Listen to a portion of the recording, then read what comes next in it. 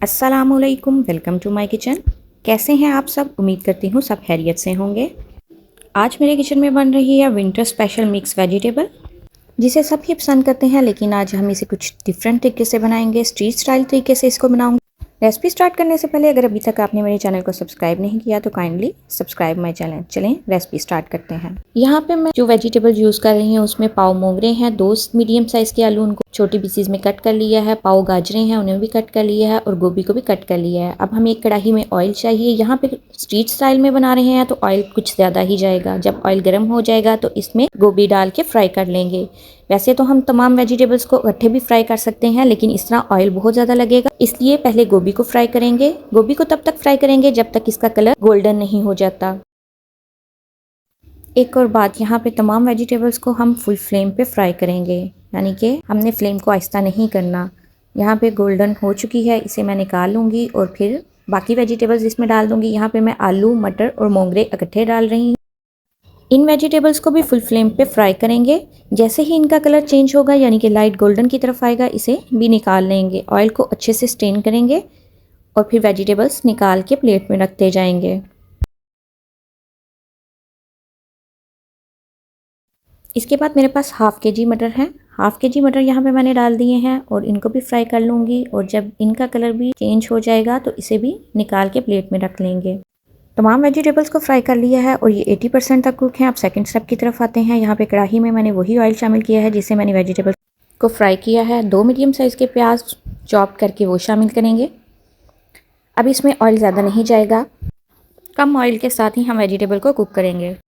प्याज को 1 से 2 मिनट फ्राई करेंगे। जैसे ही इसका पानी खुश्क होगा और इसका कलर पिंक की तरफ जाएगा, इसमें 1 टेबलस्पून लहसुन अदरक की पेस्ट शामिल करेंगे और इसे तब तक पकाएंगे जब तक इसकी रॉ स्मेल ख़त्म नहीं हो जाती।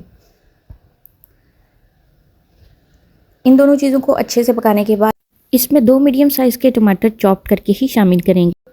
टमाटर को चॉप करते हुए मैंने 5 से 6 हरी मिर्चें भी साथ ही चॉप कर ली थी। अब इसे 1 से 2 मिनट फ्राई करने के बाद इसमें मसाले ऐड करेंगे।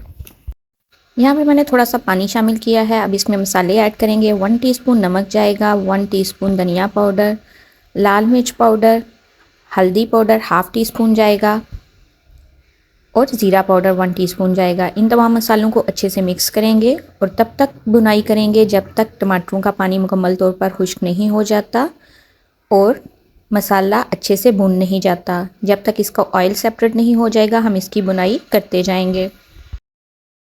यहाँ पे मसाले का ऑयल सेपरेट हो चुका है तो यहाँ पे मैं थोड़ी सी मेथी ऐड करूँगी।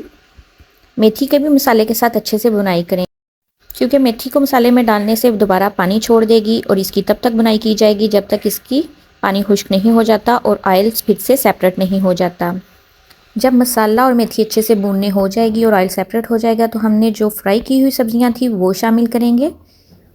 सब्जियों को मसाले के साथ बहुत अच्छे से मिक्स करेंगे और इसके बाद इसे 10 मिनट के लिए दम वाली आंच पे कवर कर देंगे। हमने दम वाली आंच पे कवर करना है। सब्जियां 80% तक कुक हैं। 10 मिनट के बाद हमारी मिक्स वेजिटेबल रेडी है। आप इसका कलर चेक करें कितना ज़बरदस्त है।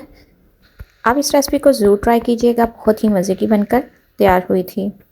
अगर आपको मेरी आज की वीडियो अच्छी लगी हो तो थम्स अप करें, अपने फ्रेंड और फैमिली के साथ शेयर करें। मिलते हैं नेक्स्ट वीडियो में, तब तक के लिए अल्लाह हाफिज़।